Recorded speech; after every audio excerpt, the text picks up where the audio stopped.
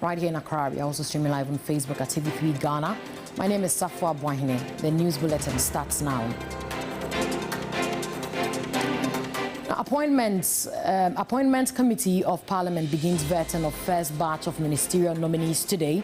And also, President Mahama instructs Chief of Staff to evacuate and allocate food items from warehouses in Tema to senior high schools amid food shortages. Plus, we'll bring you the touching story of John Kwansa, who secured a spot in the Ajax Amsterdam Academy in the early 2000s, only to give up his promising football career due to recurring injuries. And in entertainment, Romeo Swag has been crowned winner of Mentor Season 13. We'll bring you details of these and many more shortly. Please stay with us.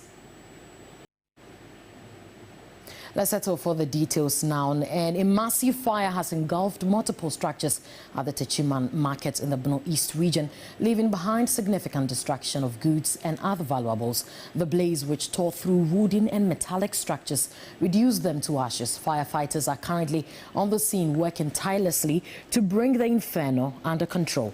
Before the arrival of the fire service, local residents and traders made desperate attempts to extinguish the flames using buckets of water and fire extinguishers. In the wake of the chaos, the Ghana Police Service has deployed officers to the area to maintain law and order.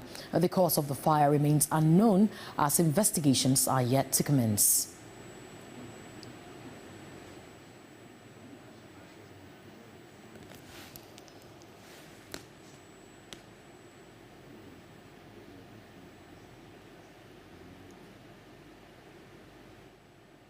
Let's take a listen to the Bono Regional Fire Officer on this matter. Were many. It's about 700 shops were burnt to ashes. Yes, that's why. And the items involved. You know, we were having shops, chemicals, and so many items in the markets. That is why it took a long time before we were able to put them under control. So it was difficult for our men to enter.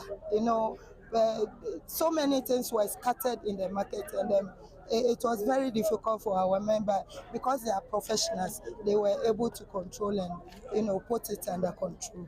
We saw 6 appliances, one from Techiman headquarters, another one, the small one, is also from Techiman, and the others, we had one from Kintampo, Kwansa, and even Wenchi from the Bono region.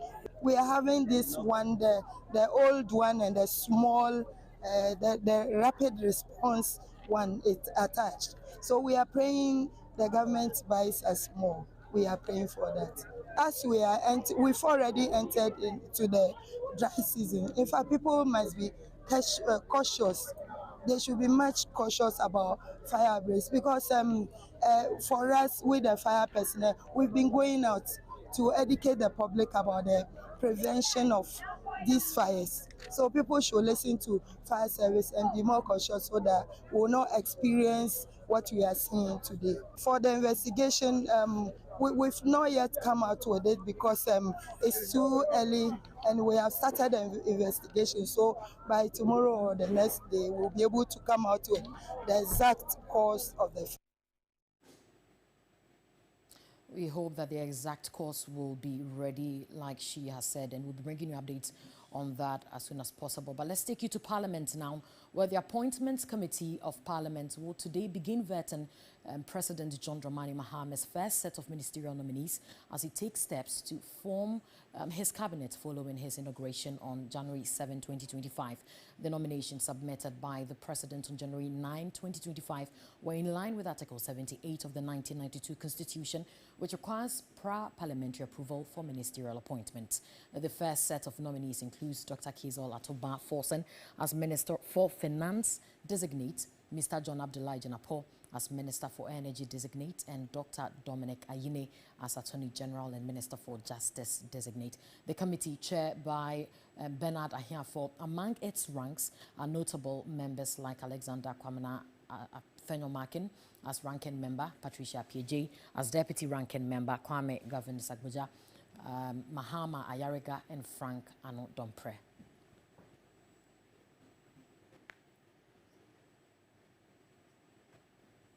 Let's still bring you some more stories. And the president has ordered for the evacuation of food items procured by the Eastwell administration to be released for distribution to salvage the food crisis in senior high schools. Touching on the controversy surrounding the reopening of school dates, President Mahama said challenges in the education sector will be addressed immediately. As we speak, we have a challenge currently with feeding students in secondary schools, as the Ghana Education Service insisted that schools must reopen on the 3rd of January, contrary to the advice of the Conference of Heads of Assisted Secondary Schools. As a stopgap measure, I've asked the Chief of Staff to work with the Ghana Education Service to allocate and evacuate food that is currently held in warehouses in Techiman, which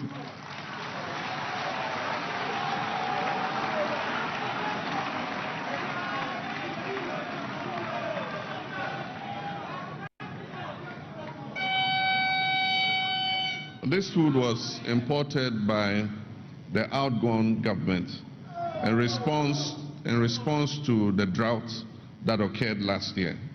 But in this emergency, we need to use some of that food to feed our students so that education can continue.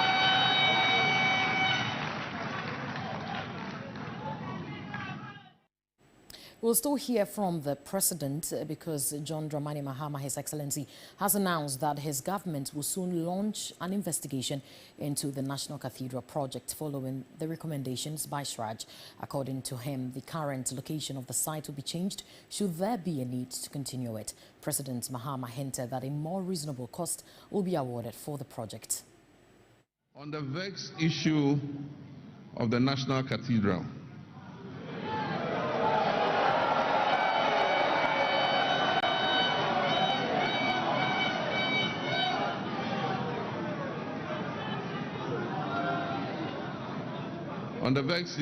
National Cathedral, the Commission on Human Rights and Administrative Justice directed government to audit the project and investigate any misuse of public funds.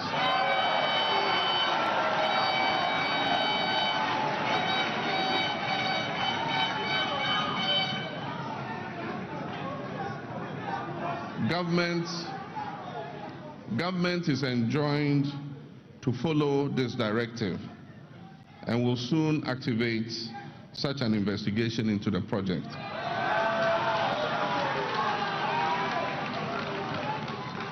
But on the future of the project, the cathedral, I believe that all of us as Christians must forge a consensus on how to achieve such a project without recourse to public funds.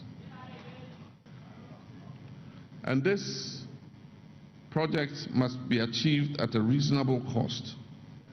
In the current circumstances that Ghana is going through, it makes no sense to achieve such a project at a whopping sum of $400 million. I am informed that the National Ecumenical Center in Abuja, which is used by all Christian faith in Nigeria, was built at a cost of $30 million. I believe that we can reach a more reasonable figure for achieving such a project, and together we can raise the funding for it. Such a reconsideration of this project might even include changing the current site that was chosen for the project.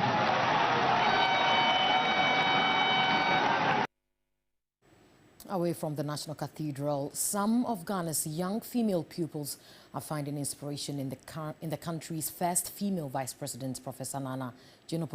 To them, her historic elevation to the second highest office in Ghana means they too can aspire to chase bigger dreams in life.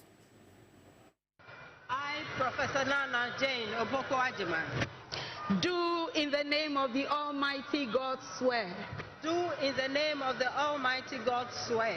In the classroom of the Osu Presby Preparatory School, young girls watch eagerly the historic moment in Ghana when Vice President Professor Nana Jane Techiman was sworn into office. It makes me feel proud and happy for it. It encouraged me that she got the same opportunity as me, seeing the first female vice president being sitting on this and sworn. I was so very excited. I was surprised that a woman could do better and has tried to become the vice president of Ghana. Or become maybe the president or something. I felt proud. I felt surprised because I didn't know a female could be a vice president. And I was also happy because there was a change. It also means a male, not a female. I am the first female vice chancellor of University of Cape Coast. Who am I?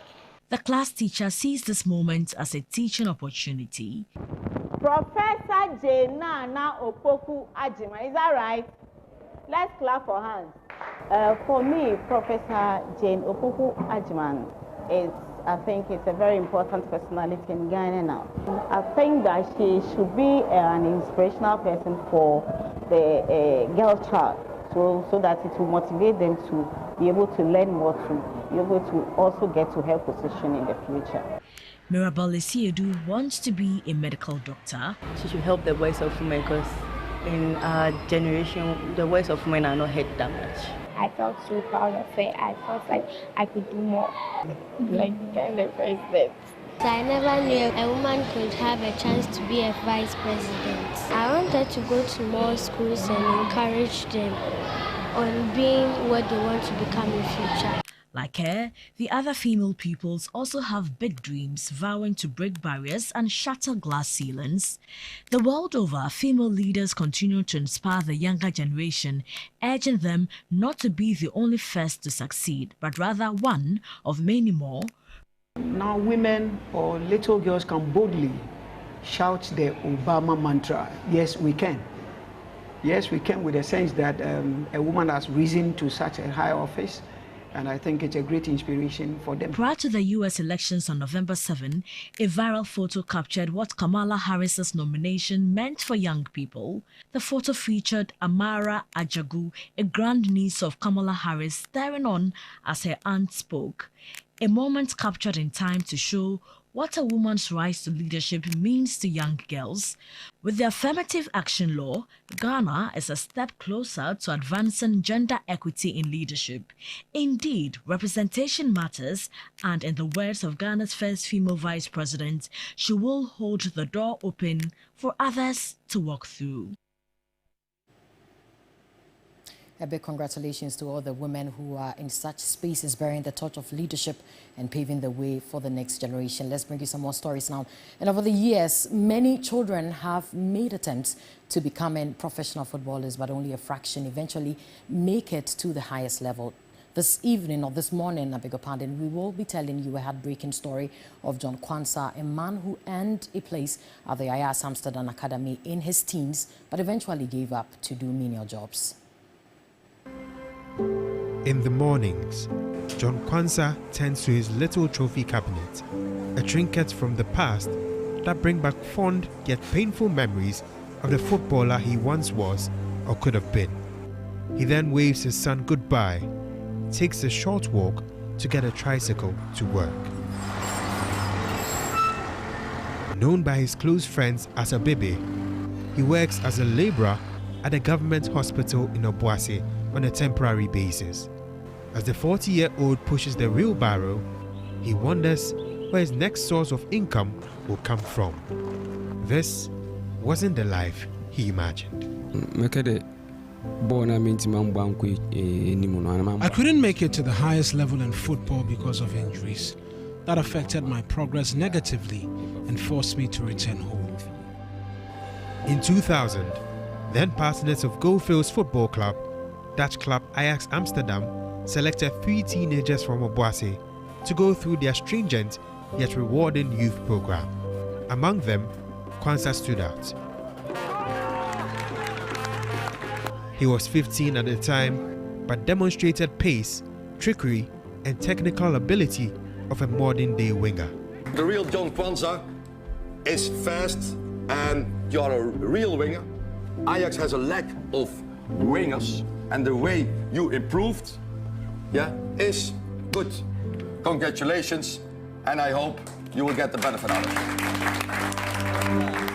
Kwansa grew confident after each youth tournament, winning individual awards and growing with talents like Wesley Schneider, who at the time was also hopeful of making the Ajax first team.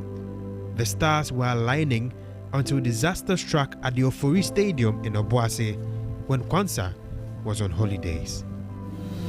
At the behest of his elder sister, John Kwansa joined the then Goldfield squad to train here just weeks before his holidays ended and his scheduled trip to the Netherlands began. Now, after taking part in some shooting drills where he shot from right behind the 18-yard box on the left side of this pitch, Kwansa felt a major discomfort in his right thigh. He didn't know it then, but that became his first major injury, and that signaled the beginning of the end for his burgeoning football career.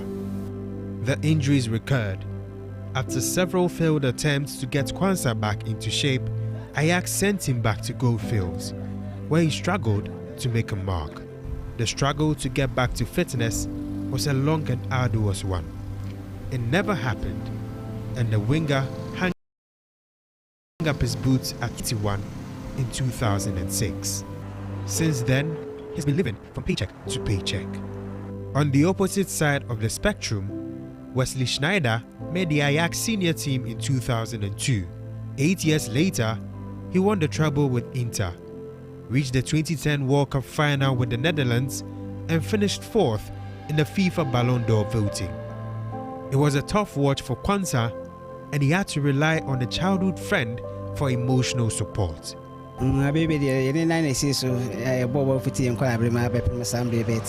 used to play with Abebe when we were kids. He had a great understanding of the game and his performances were great. We both believed we would go far in football, but that didn't happen. So when I saw him struggling after retirement, I engaged him a bit more and we're advising each other.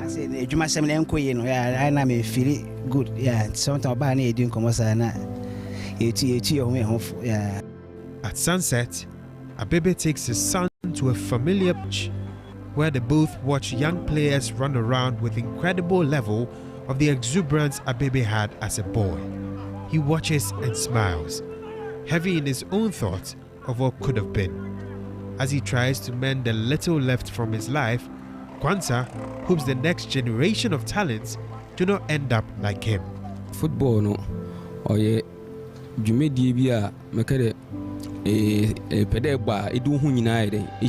you have to be dedicated to it. Take your training seriously and manage your body well. When you get injured, don't let it affect you mentally. I let my injuries affect my confidence. So much so that anytime I recovered, I feared getting another injury. Because of this, I was constantly getting injuries. Getting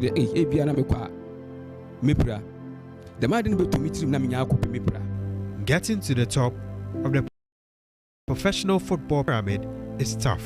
For Africans, it is tougher. And Kwansa's journey is testament of how a poorly managed injury could ruin the possibility of a brilliant football career.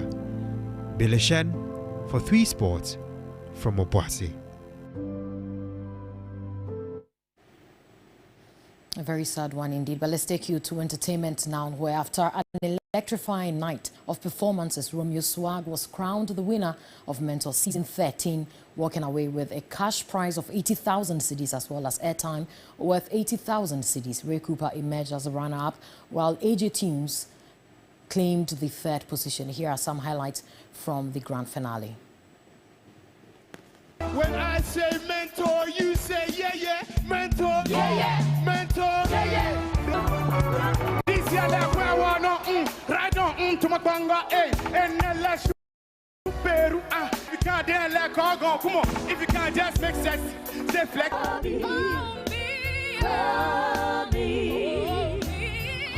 Cause I'm in love, I'm in love. Listen, I don't listen to what them say about you. Can't you see me hurting? No, I just wanna hold you in my arms, take you all the way to see your mom.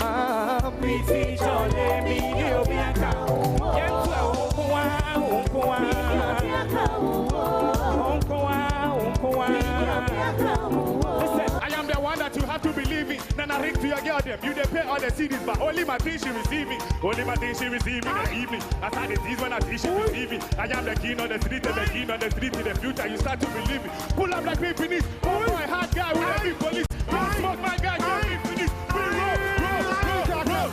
And he is ready to take up the mantle.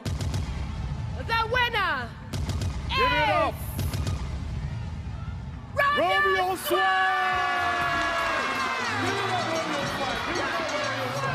That's what I'm talking about. Give it up. Romeo Swag is the winner. Congratulations, Romeo Swag. He is a true contender. Hard work really pays.